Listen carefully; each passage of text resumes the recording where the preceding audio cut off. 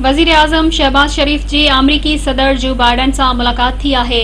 वज़ीर आज़म शहबाज शरीफ़ अमरीकी सदर खे बोड सबब पाकिस्तान में थियल नुक़सान ऐं इमदादी कार्रवायुनि जे हवाले सां आगाही ॾिनी आहे। शहबाज शरीफ़ अॼु गॾियल क़ौमनि जे जनरल असेंबली खे बि पाकिस्तान में बोड जे तबाहकारियुनि बाबति आगाही ॾींदो। न्यूयॉर्क में मीडिया सां ॻाल्हाईंदे वज़ीर आज़म शहबाज शरीफ़ चयो त दुनिया खे ज़ाती तौर ते पसंदि नापसंद खे छॾे असांजी मदद करणु घुर्जे। बोड सबब थियल तबाहकारियुनि जो सॼी दुनिया खे ॿुधाए छॾियो आहे। दुनिया खे असांखे रिलीफ फराहम करणो पवंदो। असांजी मुआशी तौर मदद करणी पवंदी त जीअं असां माण्हुनि खे उन्हनि जे घरनि में आबाद करे सघूं। वज़ीर आज़म शहबाज शरीफ़ जो वधीक चवणु हो त मुल्क में बोड सबब 1500 माण्हू फौत थी चुका आहिनि ऐं मईशत खे 30 अरब रुपयनि जो नुक़सान पहुतो आहे। फौरी तौर ते डोनर कॉन्फ्रेंस जो इंतज़ाम करणो पवंदो।